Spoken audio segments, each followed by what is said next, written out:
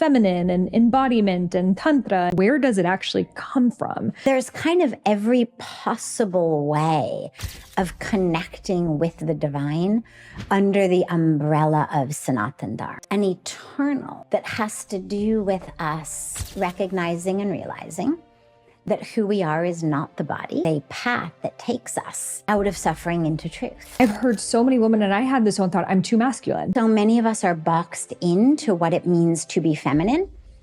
And it's like, well, sometimes she looks like Lakshmi, and sometimes she's like Saraswati, and sometimes she is Ma Kali. Personal question that I have, and I know so many listeners of the podcast do, move to the Himalayas or stay on Hinge. Which one do we do? I think, first of all, it's really important. Spiritually powerful, embodied partnership of masculine and feminine is absolutely possible. Trust flow, surrender, let go. Yeah. Trust flow, surrender, let go. I'm the one I've been waiting for. Trust flow, surrender, let go. Trust flow, surrender, let go. Trust flow, surrender, let go.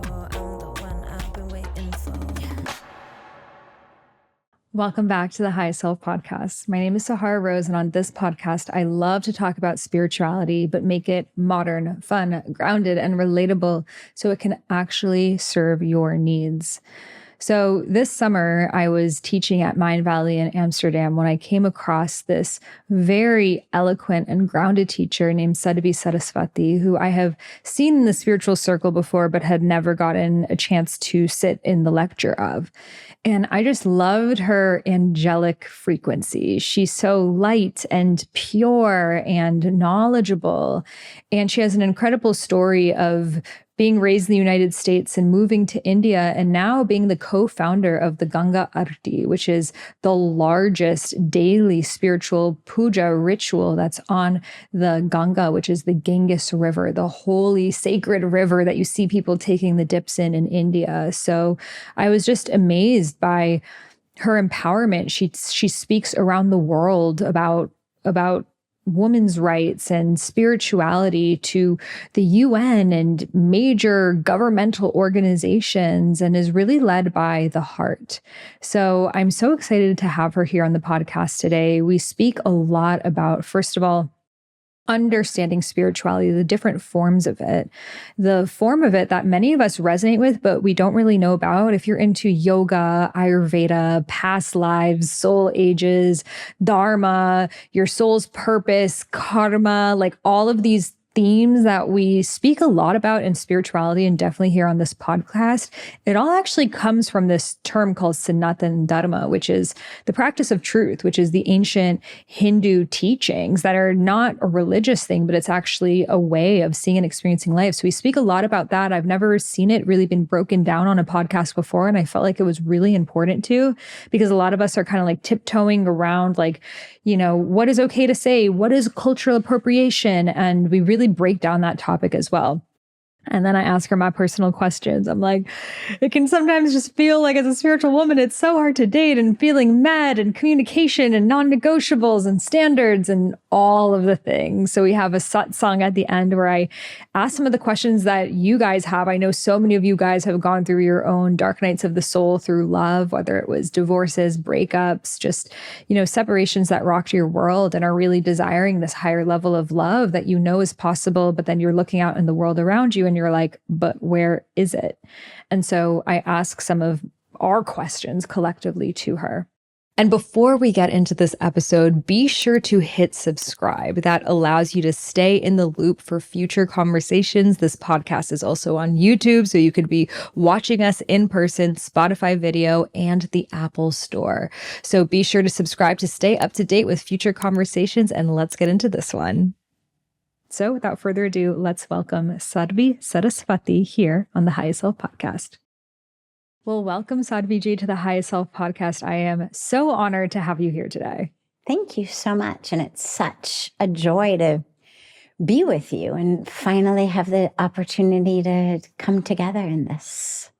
Yes, it feels like a surreal dream when you see someone in one capacity. So we met in Amsterdam at Mindvalley several months ago and have been in contact. And I'm in divine timing, coming to Rishikesh to the Ganga Aarti. And now we're here in Los Angeles, which is where you started your journey. So can you share a little bit about how you went from Hollywood to the Himalayas? Yes. And it's quite a literal Hollywood to the Himalayas. I grew up here, quite literally in Hollywood, and had what those of us in the West, although now more and more in the East as well, are told you need to be happy. You know, we're given this happiness equation. If you want to be happy, you need the right education, a good education. You need to live in the right area of town, go to the right school, know the right people, own the right things. You know, we're given this equation, the money and the opportunity and the privilege and the et cetera, and then you will be happy. And I had all of those things. And yet there was such an emptiness inside.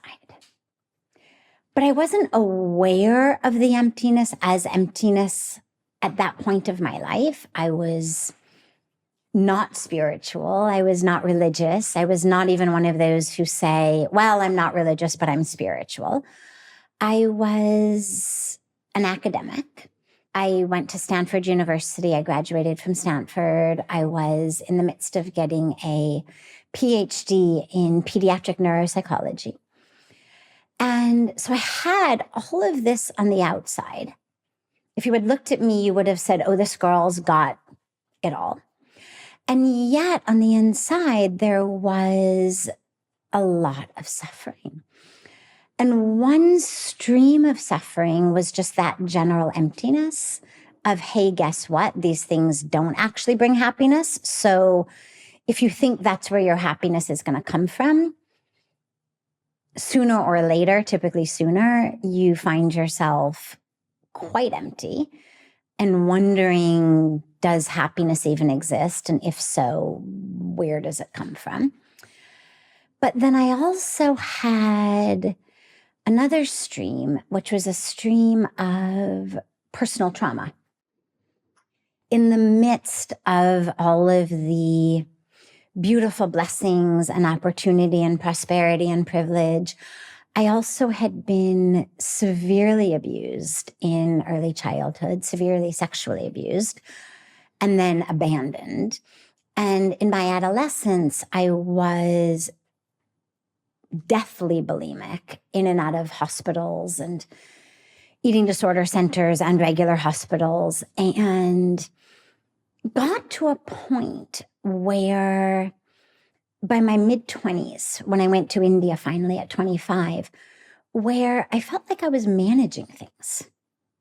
That, okay, there was the stream of emptiness, there was this stream of suffering and trauma, and yet I got to a point where it seemed like, all right, we got things under control. I'm in the midst of this PhD program, doing well. I was married and managing a relationship and my emotions and my schoolwork and social circle. And the whole thing, I felt like, yeah, we now have this under control.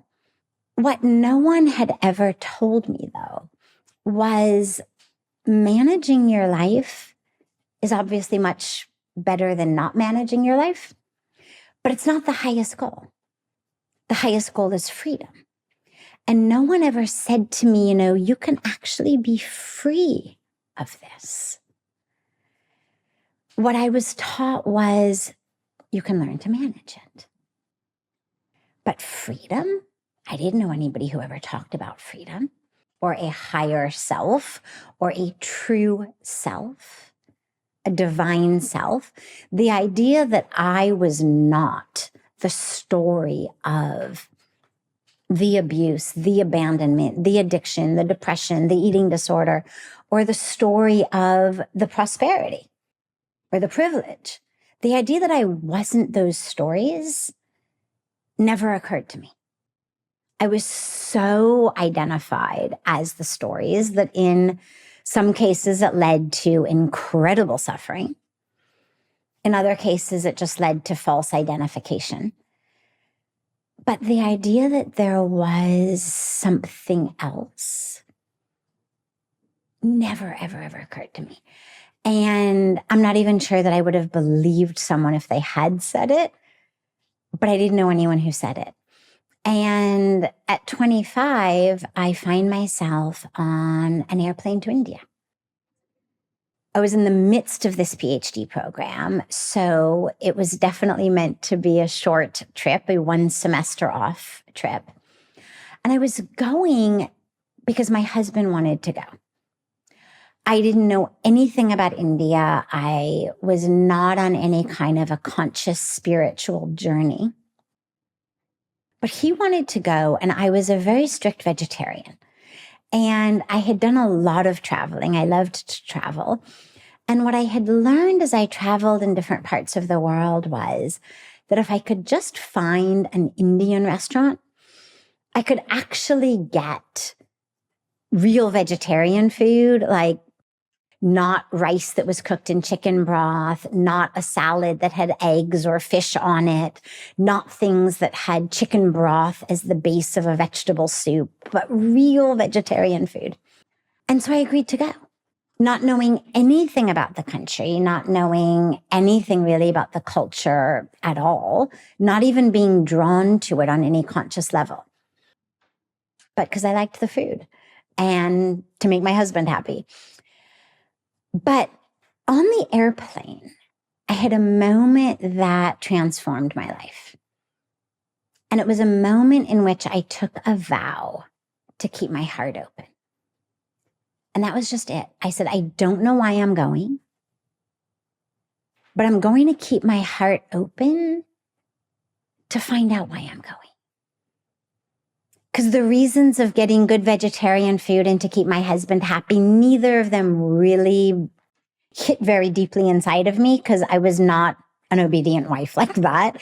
And I was living in the San Francisco Bay Area where I got good Indian vegetarian food on my corner. So it made no sense. So I took this vow that I would keep my heart open. And that vow ended up leading me to Rishikesh, to the banks of Ganga, to the extraordinary spiritual transformation, awakening, connection, truth, ripping off of the veil moment that happened literally within 30 minutes of getting to Rishikesh. We opened up a guidebook in Delhi. It was 1996, so there was no Google. There was obviously no AI, but not even Google. We had a 500-page Lonely Planet guidebook. And I said, Rishikesh, get to Rishikesh. And I said, I'm going down to the river. I didn't know the river was holy. I didn't know Ganga was the mother goddess.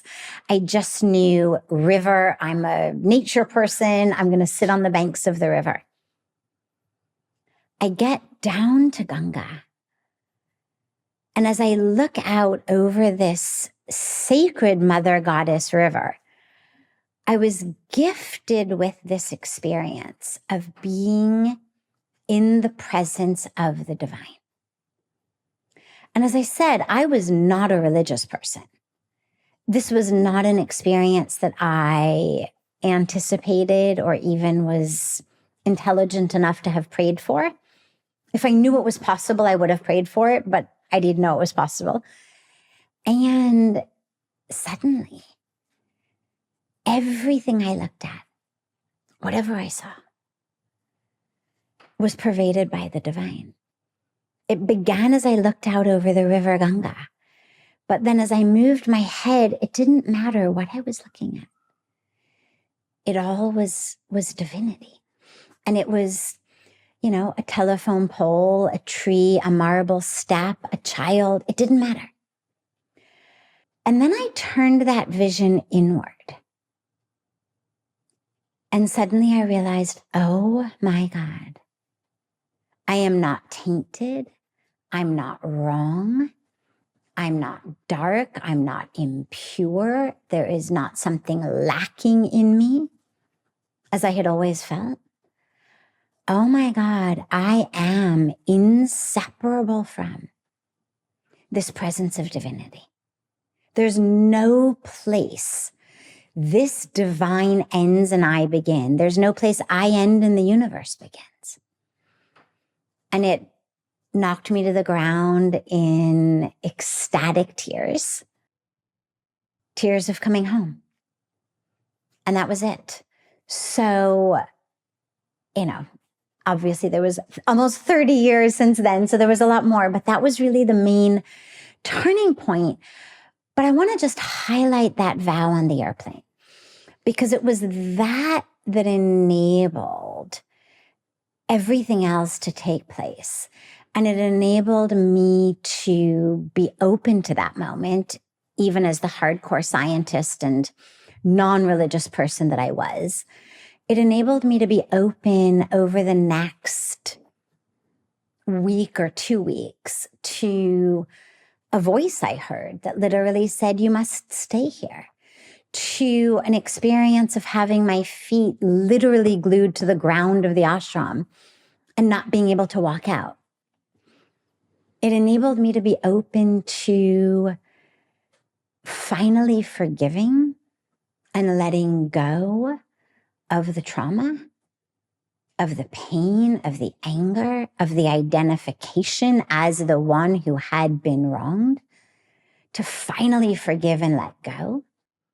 Everything that happened after that moment happened because I had taken this vow to be open, to be willing, to be trusting, and to really, I call it trust fall into the universe.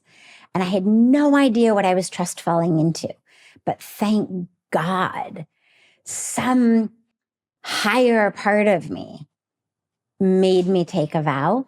Otherwise, the me of 25 never would have believed in or accepted or allowed all of that which unfolded, and that has actually given me over the last 30 years just the most extraordinary blessed life. If you're listening to this podcast thinking, damn, I wish I had my own, this message is for you. Hi, I'm your highest self telling you to start that damn podcast because you are sending 20-minute voice notes to your friends, going through wellness, spirituality, relationships, healing, the state of the world, and people get to hear it and receive it because it can help a whole lot of people. But I know, Sahara, I don't know how to get a podcast off the ground. I don't know the tech. I don't know how you get it on your Instagram and these reels and they're edited and then it's on YouTube and it's on Spotify. Like, what is your whole workflow practice? How many hours a week does it take? Plus, I have so many different interests. I don't even know what my podcast would be about. If I'm speaking your brain right now, then I got you, girl. So I recently started my 10-person podcast mentorship. It is the most intimate container I have ever coached, and I am obsessed with it because I am personal, in the weeds with you, talking about the name of your podcast, what the image for it will be, giving you time and some suggestions for your photo shoot, the description of your podcast, whether it will be solo casts or interviews, giving you time and space every week so you can practice interviewing, practice solo casting, giving feedback, not just me, but all 10 of us in the container on our Slack channel of, oh, try this, try that. Everything you need, literally my exact workflows that I'm going to be screen sharing with you of how I go from recording my podcast to my team executing and editing and getting it out there, and everything that you need. And what I would do if I were starting today. I started my podcast 9 years ago, so I know a thing or two. I have been consistent. I've never stopped podcasting because it's been very, very easy for me, very, very fun for me, and hands down the best decision I've ever made. I have made a lot of money, my best friends, incredible contacts. I mean, I get to interview people who I wish I could have a conversation with, from Richard Rudd, the founder of Gene Keys, Sadhguru, Deepak Chopra, Don Miguel Ruiz, but most importantly, I found my own voice, my ability to speak in this way without saying ums and likes through podcasting. I have found my people, my soul tribe, and the list goes on. I really feel starting a podcast is the best decision I've ever made. And now starting this podcast mentorship is the second, because I get to share this gift with other people in this really beautiful and intimate way. And I know that it will change the trajectory of your life should you choose it. So doors are open now for my March cohort. It is only 10 people, first come, first serve. If you're listening to this later, I will still have another cohort in the future. So you can head over to the same website. You can find the link in the show notes, has all the description of what goes on every single week, how it's laid out. It's all live on Zoom, 2 hours a week. And I am so excited to see you there. So head over to the show notes to get started. And I can't wait to meet you and support you with your podcast. Such a beautiful story. And I think we can all resonate with feeling spiritually called somewhere that maybe came forth in a unique way of, I just want the food, or I was invited on a trip, or I don't even know why I'm going here. And then the intention of it unfolds when you surrender into opening your heart. Why do you feel you had that experience in Rishikesh? Do you feel it was the vibration of the place, the Ganga, just the fact that you were more heart opened? Why do you feel it needed to happen there? So I believe very much in what we call Dharma or purpose or divine plan or karmic journey. I mean, it doesn't matter exactly how you define it or articulate it, but I deeply, deeply believe that we all have a path, an unfolding, and that what the universe gives us is exactly that which is most conducive for our own blossoming and our unfolding. So I know that my Dharma is to be in Rishikesh. It's very clear to me now when I look at my life, I look at the beautiful ways that I've been blessed to be able to serve and to offer to others from this wisdom and lessons that I've been given, that's where I was meant to be. So I think I had to be given the experience there in order for me to stay there. Otherwise, I mean, I was already registered for the next semester of my PhD program. As I mentioned, I was married. I mean, there was no way that I was going to leave this and move there if I hadn't had such an undeniable experience. But I think there's another important piece there when you say, was it just that I was open to it or something there? You know, Rishikesh is a spiritual energy vortex, portal, sacred spot on this planet. There is a reason that when the goddess Ganga came in the beautiful stories from the heavenly realms onto earth, that she fell right there. She could have come down anywhere, but she fell right there. So the presence of this sacred river, of course, has increased the power there, but it was already powerful enough that it drew her to come onto earth at that spot. The Himalayas, or the Himalayas, as we say in India, are sacred mountains. I mean, there is a reason that the sages and the rishis and the yogis and the mystics gathered there. Mountains in general are sacred, I think. But the Himalayas are super special. You know, in the Bhagavad Gita, Krishna says, of the mountains, I am the Himalayas. Of the rivers, I am the Ganga. So when you've got a scripture in which this being as the divine on earth is saying, of the mountains, I am the Himalayas, of the rivers, I am Ganga, there's a power that's there. And there's a reason that whether it's yoga, whether it's meditation, whether it's Ayurveda, we can turn to the Himalayas and the sages and the yogis who were there and say, oh, here's where it was channeled. Oh, here's where a rishi sat and channeled this truth. Oh, here's where a yogi sat and channeled this practice. So I don't think it was random at all. I think that there was and there still is, such a powerful energy there that if you are open to it, it happens. I mean, I've seen it happen now to innumerable people when they come. That's what I love about travel. Each place carries a unique frequency that only when you step onto that land you can receive the transmission of. And that's the thing that no AI or video or anything can replace. And even stepping into certain temples, like I went to this very powerful South Indian Kali temple and I began channeling Kali and my thoughts shifted, my consciousness, just the trains and how I saw the world. It shifted and I was like, why am I thinking in this very non-dual way now? And it was like, oh, it's because I went to that Kali temple and I was seeing it. And it really is. And I shared with you, right now, there are all these protests happening in Iran. And this person invited me to this Krishna temple that I had been meaning to go to, but it just wasn't a priority right now. And I went, and then all of a sudden that bhakti's coming through me. And it was a reminder of how I'm meant to share with that sweetness, with that love, with that joy, and not to get lost in the righteous anger that's very prevalent right now. So I do feel we get these little, like coins in our packet from all these different sacred sites. Remember, by the way, that Krishna is such a beautiful embodiment of the warrior energy. He drove Arjun's chariot in the Battle of Kurukshetra. He was a king with an army, and yet, whether standing on a battlefield, driving the chariot, delivering the Bhagavad Gita, or playing his flute in the beautiful lands of Vrindavan, Govardhan, Gokul, all of that, the sweetness was there. He lost it nowhere. He didn't lose the sweetness. He didn't lose the song.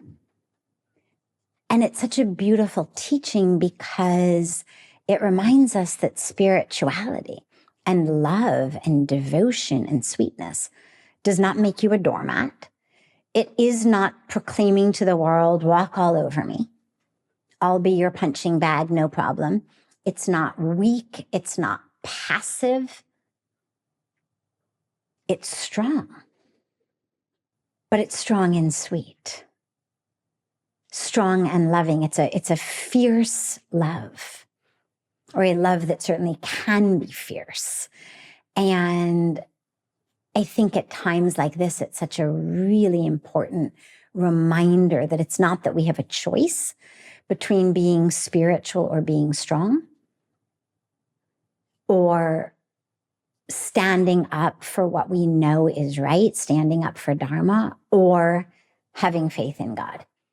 That Krishna is really the embodiment of yes and. And what I love about Sanatana Dharma, and if you can also explain what that is that there is a story, a deity for everything. Like whatever you're needing, it's like, oh, it's Lakshmi's energy or Radha's devotion or Saraswati's creativity. And to me, I feel so met wherever I am, because I've noticed in different like Abrahamic religions, it's very one way. This is the one path and you don't question it. This is the book. And what I love about Sanatana Dharma is like, it's ever moving and changing, and you're very involved. You are in the temple. You're not just sitting there listening to some guy give a lecture. You're singing. Now you're receiving flowers. Yes. Now you're getting candies. Now you're going a circle around here. Now everyone's doing a dance. You've joined the dance, and it's like you're in it, So can you explain to someone who hasn't heard, what is Sanatana Dharma? Sure. First of all, Sanatana Dharma is the Sanskrit for and the traditional way of what today is understood as Hinduism. So just to give that to people right off the bat, it's the way that we refer to the Hindu religion. But it's really important because it's not just a semantic difference, it's a deep difference. Religions tend to be dogmas. We believe in Dharma, which again is purpose, right path, right way, highest truth, highest way. Dogma is a box. Dogma is, here's a list of the 10 do's and 10 don'ts, or here's what makes you a good person or a good person of this religion. Dharma is, as you say, it's moving, it's flowing, because for something to be eternal, it has to move and flow. Anything that is stagnant, it festers. In India, where we have malaria and dengue fever and all sorts of diseases by mosquitoes, what you learn is if that water is stagnant, that's where you get diseases. Mm-hmm. If the water is flowing, that's where things are clean. And so you would never drink water that was stagnant. The stagnant water breeds disease-ridden mosquitoes. And the same thing is true in life. If we are stagnant in our beliefs, if we say, okay, this is exactly how it was spoken at this time, and in its rigid, unbending stuckness in time, in place, in situation, it has to be true today in the specifics of time, place, situation. It can't possibly be eternal. Sanatan means eternal. For something to be eternal, it has to flow. If you take the Bhagavad Gita, for example, it's a song. Gita means song. It's a song that was sung in the form of this dialogue from Krishna to Arjuna, standing on a battlefield in Kurukshetra, thousands and thousands and thousands of years ago. But the truth of which he speaks is still true today. Time and place is different. Culturally, things are different. But the truth is neither time-bound, nor space-bound, nor culture-bound. It is the truth of the soul. All of that which is eternally true has to be that which can embrace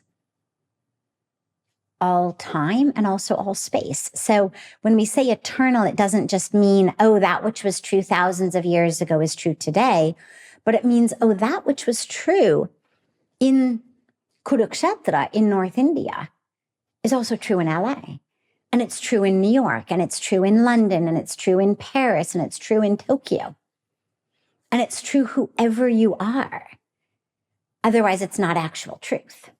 So Sanatana Dharma is an eternal way of life, an eternal purpose, an eternal path that has to do with us recognizing and realizing that who we are is not the body.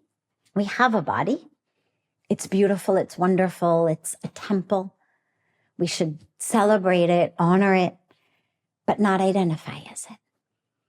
That who we really are is soul. And this is what I have been calling the Hollywood to the Himalayan mindset shift.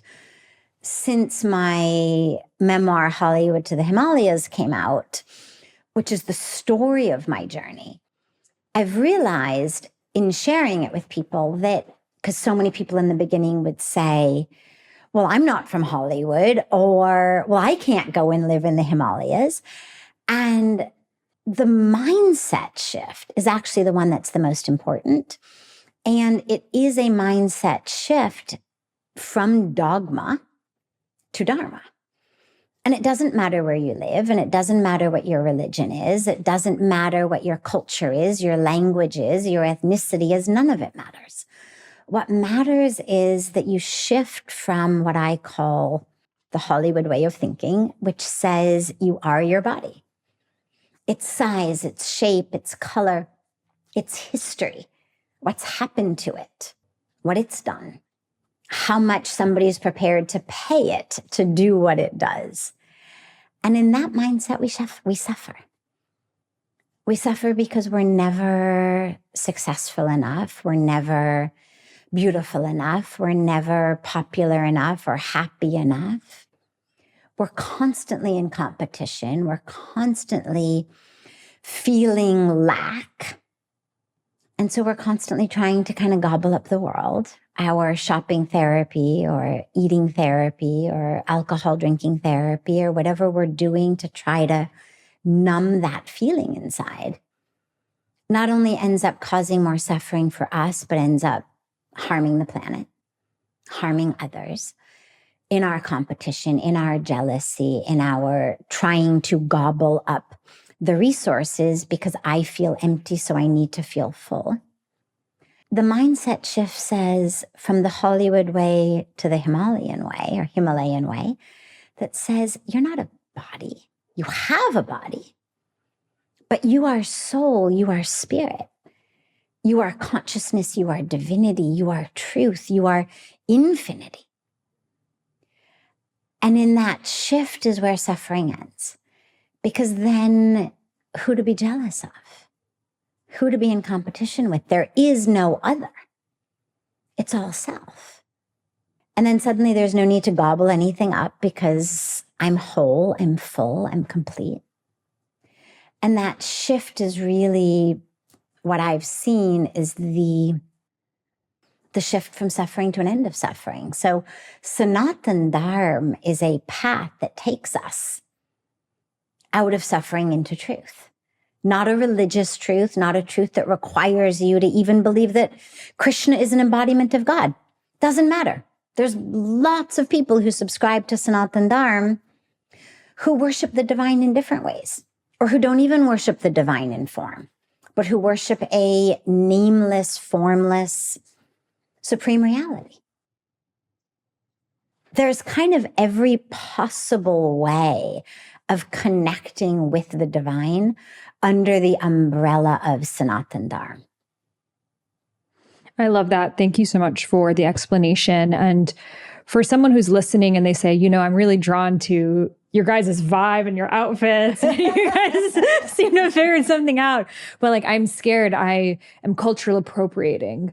What advice do you have to share on this? Oh, that's such a good question. And the whole cultural appropriation thing is so important on so many levels. And it's also a huge tragedy on another level because Sanatana Dharma has actually always said, this is for everyone. Take it, make it your own. Adopt it. You must have seen in India and even across the world, but especially in India, so many people of so many religions who come in. And sure, some of them, a tiny number of them, may actually decide that they want to adopt a Hindu way of living. But the vast, overwhelming majority of them stay identified with the religion of their birth, of their family, of their background, but they adopt a way of thinking that actually ends up simply bringing them back home to their true self, which, whether that's in a Christian family or a Jewish family or a family of any other religion in the world that they may be part of, it doesn't matter. Because what it's giving them is an understanding of who they are as they navigate their path on planet Earth. And the Dharma is not something that cannot coexist with other religions. And so nobody should feel in any way, unless you're going to turn it into a commercial venture, that they cannot adopt Sanatana Dharma for fear of cultural appropriation. The only piece that I would really recommend and emphasize is make sure you get it in the depth of it. The thing that becomes problematic is when we get a tiny piece of it, we pull it out of context. We then wrap it up in our Western kind of rationalization. I cannot tell you the number of people who have tried to kind of pass off promiscuity as Tantra, for example. And there's a lot of these types of things where you take an idea, take a teaching that is so deep, that is so rich, that is so complex, and pull just a very, very superficial, simplistic idea of it. Not necessarily on purpose. Maybe that's all that you've learned. Maybe that's all you've heard. Maybe you got it from someone who didn't really understand the depth of it. Maybe you only read, the first paragraph of the first chapter of the book and then put the book down. And then people feel like they're experts in it. And they give themselves these spiritual stamps on what's exactly the same way that they've always been living.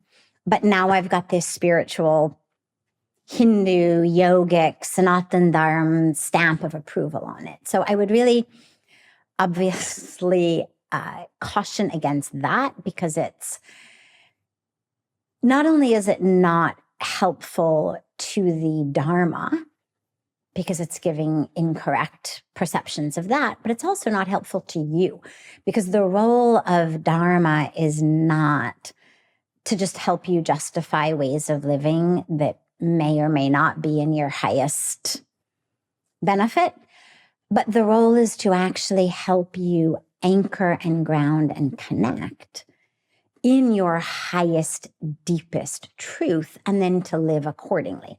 But if you're using it to just justify and explain and rationalize the way you've been living, it's of no benefit at all.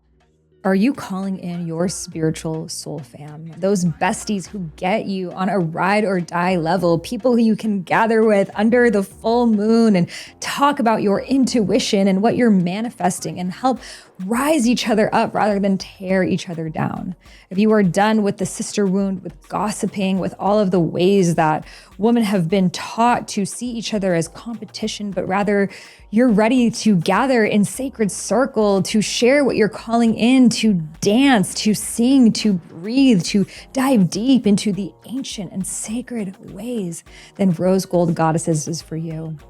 Every single month, we gather in a sacred Zoom circle where we hold space, we tune into the astrology of the month, and we do practices like rituals, ceremonies, dance, movement, and so much more. So if you're ready to connect your intuition, your embodiment, and do so with community, with soul fam who get you on a deeper level, then I invite you to join Rose Gold Goddesses. You can find all the information below to join us for our next circle, and I can't wait to meet you inside.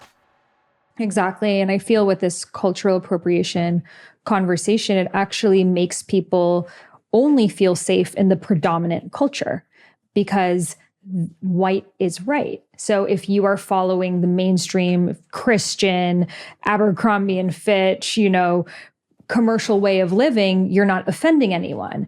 But it's sort of like what was created to uphold these cultures is making people afraid of tapping into them because they're so afraid of being on the wrong side that they abandon yoga, they abandon learning about goddesses and going into this beautiful mystery school that will take you on the journey you're meant to go to. I mean, I've been on this journey for more than 10 years, you 30 years, and it's lifetimes. And I feel so many of us, we deeply resonate with Indian culture. I know from the time I was a child, I saw Bollywood, I was like, what is this, and yoga and Ayurveda and the next thing. And so many of us, we have these past life remembrances and we're drawn in something in it. It holds true. I mean, just a specific frequency of peace, of upholding the feminine, yes, of Shakti being the cornerstone, the way that the feminine, the yoni, is seen as the most sacred thing. I've not seen that in other religions and cultures. And that to me is what kept bringing me back. And that's why I wanted you to share about it, because I feel so many of us, we have conversations about the feminine and embodiment and tantra and these different things. Well, where does it actually come from? Yeah, and this is actually the way exactly to not appropriate, to learn its roots. Absolutely. And just to doubly, triply emphasize for people, dive into it, take it on. And it doesn't mean that you have to take on all of it. It doesn't mean you have to become a Vedantic expert. It doesn't mean you have to become a Krishna bhakt. You can pull in whatever parts of it touch you and help you touch the deepest parts of you. And so if it's worship of the Shakti, beautiful, my God, we live on the banks of a river worshipped as the mother goddess. We celebrate more than 20 days a year are dedicated kind of exclusively to the worship of the mother goddess. All the other days as well, when we pray, we always pray to the goddess, but we have 2 holidays of 9 days each called Navaratri, which are dedicated literally only to the worship of the different forms of the divine feminine.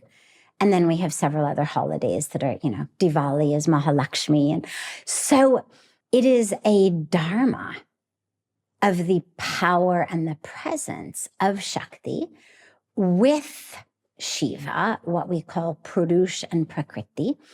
But if you see, for example, the way that the divine is spoken of, it's always Shakti first. So we say Radha Krishna, Sita Ram, Lakshmi Narayan. It's always first Shakti. And even in the prayers, there's a beautiful prayer that we chant very, very frequently. It's one of the core pillar prayers that says, Twameva Mata, Chapita Twameva. You are the mother. You are the father. You are the friend. You are, and it goes into this beautiful, beautiful prayer to the divine. But first, you are the mother. Twameva Mata. Chapita Twameva. You are the mother, you are the father. So it's always first mother, first Shakti, first the feminine. And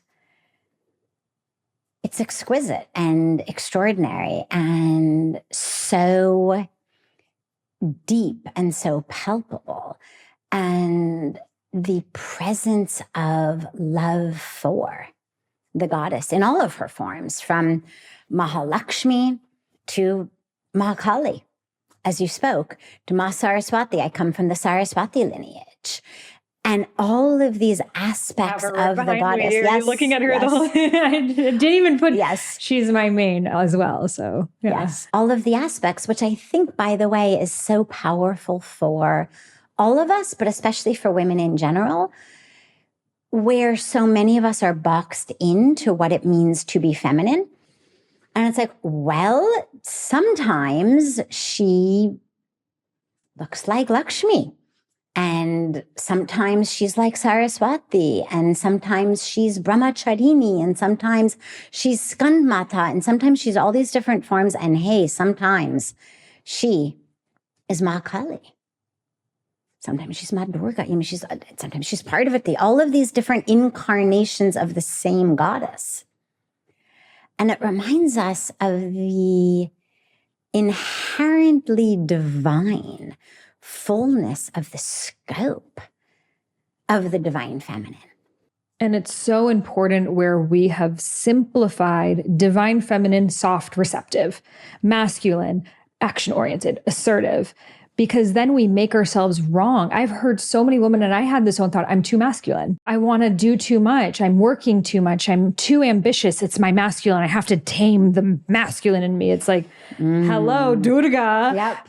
Hello. All of these energies come from strength. Of course.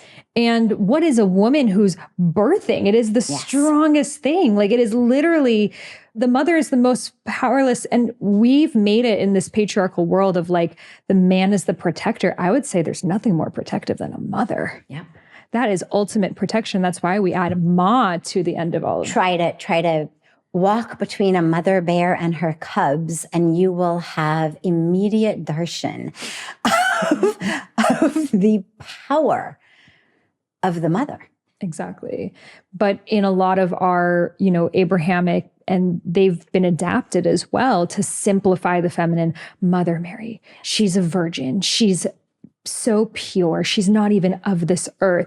So then the part of you that's human is shameful and wrong and sinful. And when you feel inherently wrong, you're going to be looking at something else farther up there in this hierarchy. And so it sets you up in this hierarchical thinking that you'll never win. And you just have to repent and hope maybe one day you'll be good enough to get out of here. We chose to be here. Yes, we did. And we chose these bodies.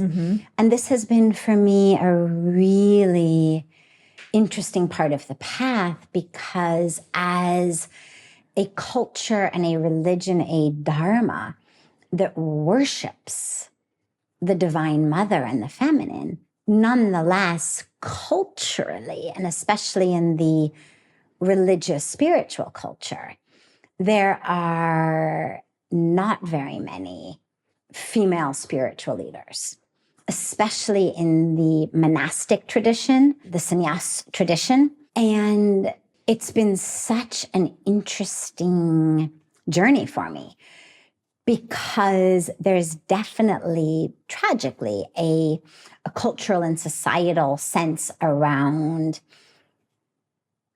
the male being that which people want.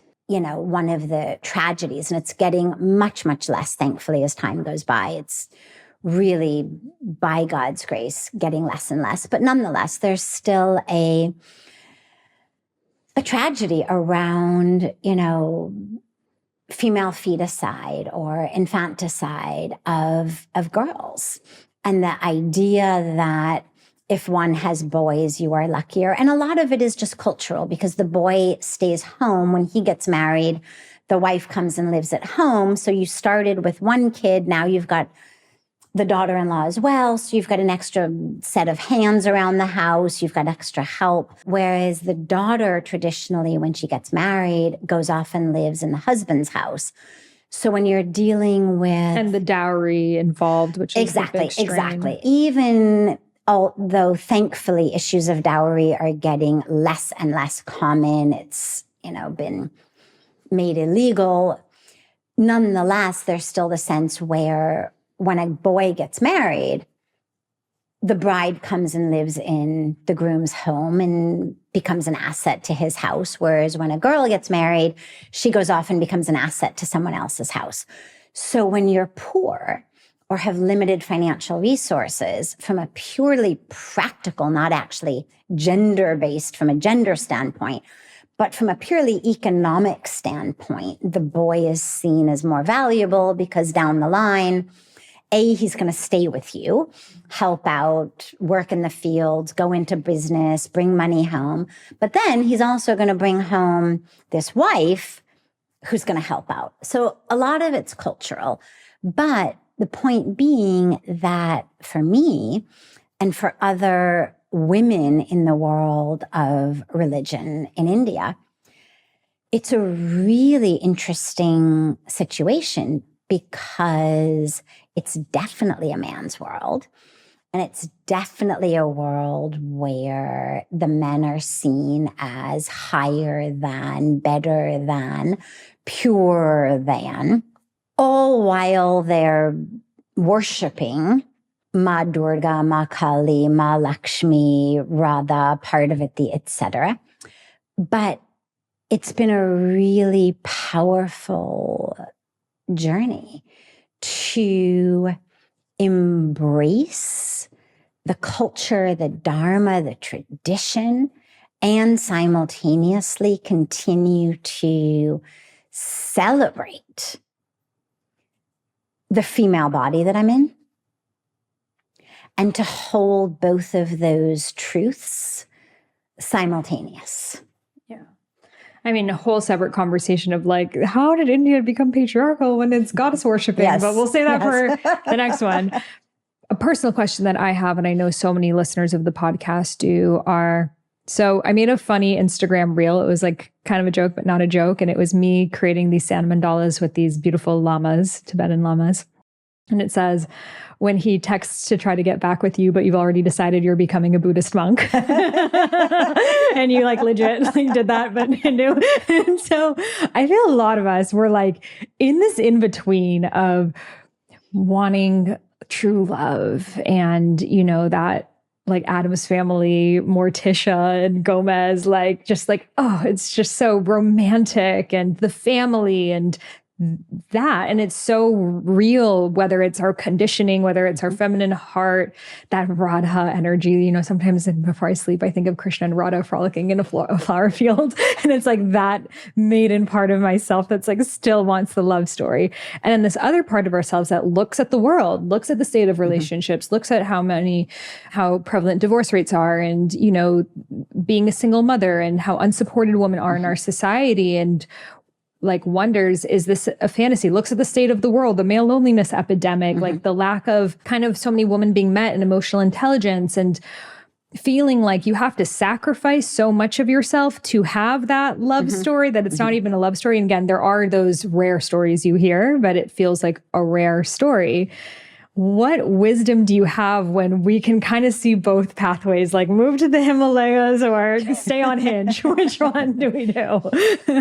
I think that if your real dharma is to be a monastic renunciant, you would know that the path of spiritual renunciation is not something that you take because you're running away from something.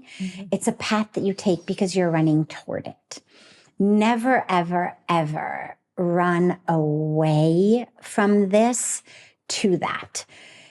If being a spiritual renunciant in the Himalayas or any other mountains or wherever it may be is your purpose, you would know that and you would run to it, even if you were in a family, even if you were in a relationship, you would feel torn because you were called by that dharma.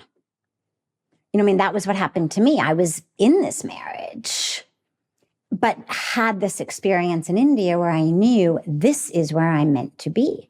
And of course, originally I thought my husband would stay back with me. He didn't want to. The marriage. What a trip to India. Dissolved. Yeah, exactly. Yeah. That's another Men story. never booking trips to India. Exactly. So I think, first of all, it's really important. Never, ever run away from, run toward. Second thing is the idea of a beautiful, spiritually powerful, embodied partnership of masculine and feminine is absolutely possible. Absolutely. But here's the thing. You've got to figure out what are your non-negotiables. One of the dilemmas that I see a lot these days is in the conversations around manifestation. And I'm certainly a deep believer in the power of manifestation. I know it works. And yet it is not a magic wand that arranges the molecules of the universe in a way other than what is possible, just because you want them like that. And one of the dilemmas and challenges that I'm seeing is in this conversation around manifestation, a lot of women, particularly men as well, but not nearly as much as women, and especially your generation, have a list of what they're looking for that is so long and so specific, but they've been so empowered. I would put empowered actually in those like fake quotes, because I actually think it's disempowering than empowering to believe that not only do you deserve a partner with all of those, but if you just meditate in the right way, you're going to manifest him. And that You're isn't saying true. Shiva's not coming to ask me out tomorrow? What? He's totally coming, but he might not actually be blue. He's not going to have a man bun? He might, Come on. he might not actually be blue. He might not actually have a man bun, and he might not actually have a snake around his neck. Then I can't. No snake. I'm out. Well, that may be a non-negotiable for you. I mean, but this is where you've got to decide, okay, instead of my list of 25 things, can I say, here's what's most important to me? What are they?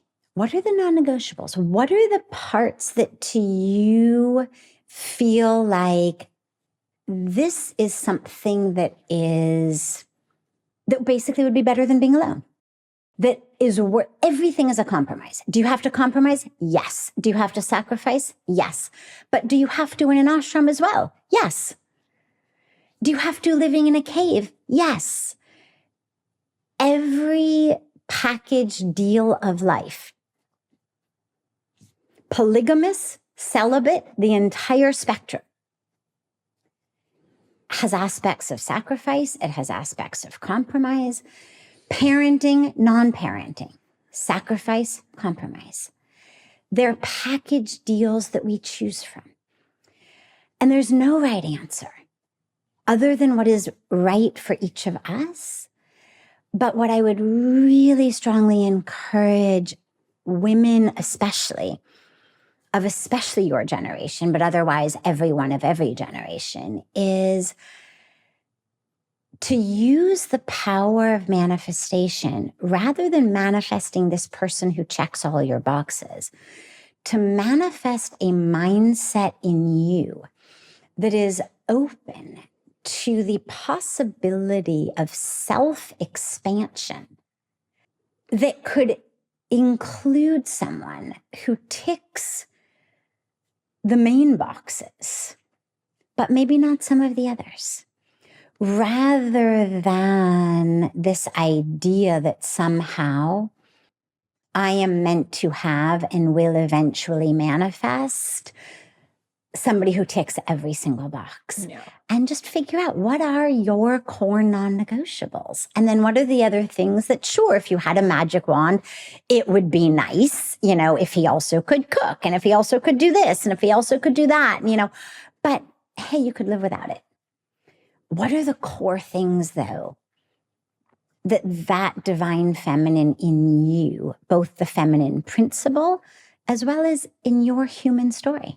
Absolutely. What do you need? And figure that out, and then stay open to the fact that it may come in a package totally different than you think it's going to come in. I'm noticing in my own life and a lot of my friends who are dating on this journey of love, they'll open their hearts and they'll meet people, but often and most of them are straight, so it's the man who eventually bows out and decides he's not ready, it's not time, whether it's his avoidant tendencies or something else. And I'm seeing this pattern again and again, and this collective disappointment. Yeah. And this, I tried and I opened and I was okay and I would have dealt with, his things, and it's still. And he wasn't ready. Yeah. One of the disservices that mothers sometimes unknowingly and with, I'm sure, very good intentions do, not only to their sons, but to the future potential partners of their sons, is they compromise so much and sacrifice so much, setting up an idea in the mind of young men that, well, my mom didn't need that from my dad, or my mom was prepared to do X, Y, and Z.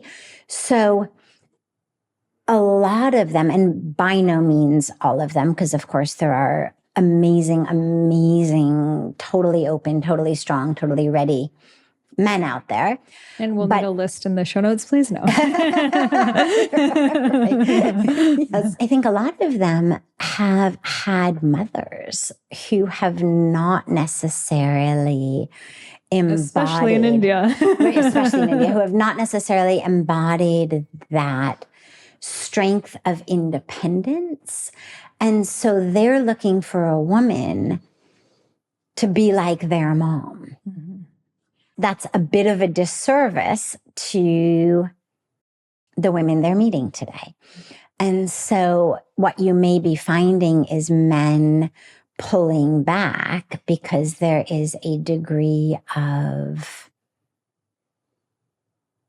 strength or presence or power that is uncomfortable or unfamiliar, or just men who, based on their own upbringings, their own sanskaras, their own personal spiritual paths or lack of spiritual paths, are not yet that comfortable with the real embodiment of that goddess energy. I think what we see in a microcosm of the individual men that you and many of your community are dating is what we're also seeing in the macrocosm of a masculine energy, sadly, not only in men, but also in some women, making decisions that's decimating the planet.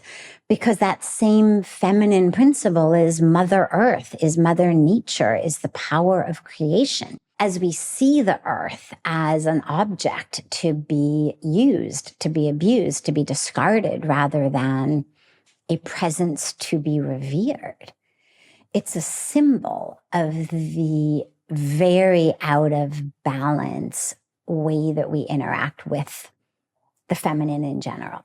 And so we see it in this individual level of these men, and then we see it in a collective level of governments, of corporations, of how we're dealing with the earth, of how we're dealing with women's bodies. So we're definitely at a time in which there is not the open-armed acceptance and reverence of that full creative divine power of Shakti, whether as a tree or a river or a woman. And it's harming our planet. It's harming the women on this planet. And it's going to keep harming us until we open up our hearts to it. Absolutely. What I have experienced as both the blessing and the curse of being an awakened woman is that she magnetizes people, and they're allured by a quiet confidence that you carry when you're truly embodied in your sacred feminine. And then when you start to go in, it's like, oh, you actually stand up for yourself in this way. Like the rose has thorns, you know, like she knows herself. She's not going to just kind of be at your beck and call if you message her days later and be the same little peppy person. She has standards, and that's often when they retreat. And then it can feel for women this curse of, I've elevated myself to this place, I'm on top of the mountain, and who's going to meet me? Right. But it's trusting in that story of Parvati and Shiva. She went to the mountain by herself. She went on her own path of achieving her own self-actualization without chasing Shiva's energy like everyone else was. And it was from her reaching her highest level dharmic state that he felt her presence, and they united and they created the universe. And it's that trust in however long it takes. But I'm not going to abandon myself and get back into the box for perceived love. Absolutely. Because that is not love. Absolutely. I think another important part, though, on just a purely practical, pragmatic relationship level for your community, your generation, is the really critical awareness that a romantic partner, spouse, or just partner doesn't have to fulfill every aspect of your life. And it may be more and more important for your generation than it has been for our parents' or grandparents' generation to ensure that they have a community of friends who actually fulfill and support and see all of those other aspects of them, and not to necessarily require that the male partner embodies all of that or reflects all of that or can contain all of that or honors all of that. And to be able to say, okay, well, I want to be in a relationship. This particular guy checks my non-negotiables. Not ideal. I would prefer this or I would prefer that or, whatever, but it's worth it to me for the joy of being in love or being in a relationship, if it is worth it. And yet I'm going to continue, even in the relationship, to put lots of time and energy into my other relationships, into my other work, into my spiritual practice, into my creative work, into my seva, my service, to fill all of those parts of me and reflect those parts of me and see those parts of me that are not filled or seen or reflected in that particular relationship. Absolutely. And I think that's okay too. I don't think that we need one person to be everything for us. And that's the fantasy that we get to move past. Yes. We're going to have that one person that we're going to wake up together and meditate and then do this and travel the world. And he's also the provider and he's also this Right. and that. And no one has that. Yeah. Even the people we see on social media that pretend they do, don't. And so it is that the non-negotiables.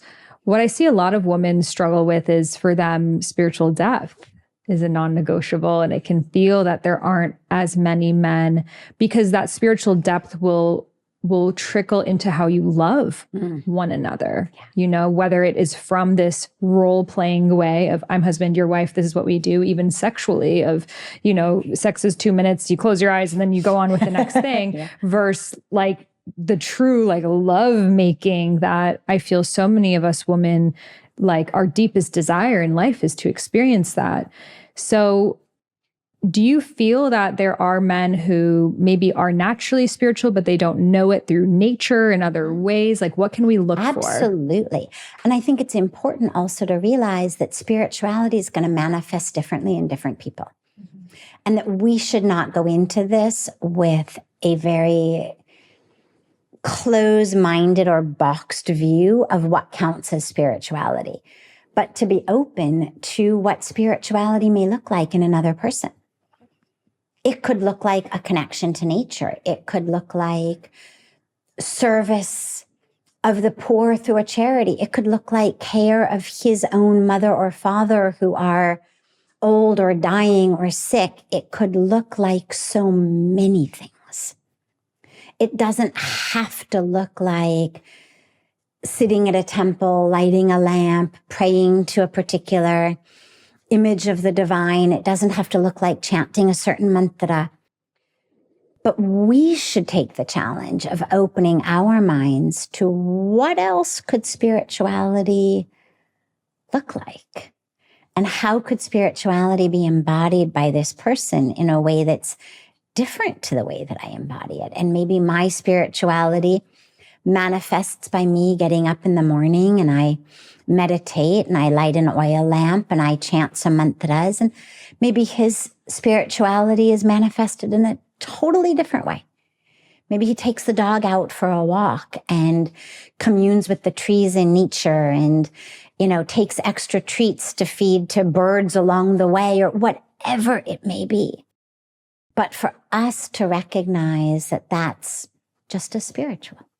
And it reminds me of what you started in your story of when you truly awaken, you see the divine in everything. Yes. And so that husband of yours that isn't spiritual enough, you're like, wow, he does give the ducks extra treats. Yeah. Wow, he is always there when I need him. These things are the embodied devotion. Mm-hmm. And I feel often on a more feminine path, we're ritualistic. Yes. We like the flowers, we like the altars, we like to do the things. And men tend to not be that same way, but it doesn't mean they're, sometimes they'll do a vision board with us or whatever the thing is, but it's not their thing. Yeah.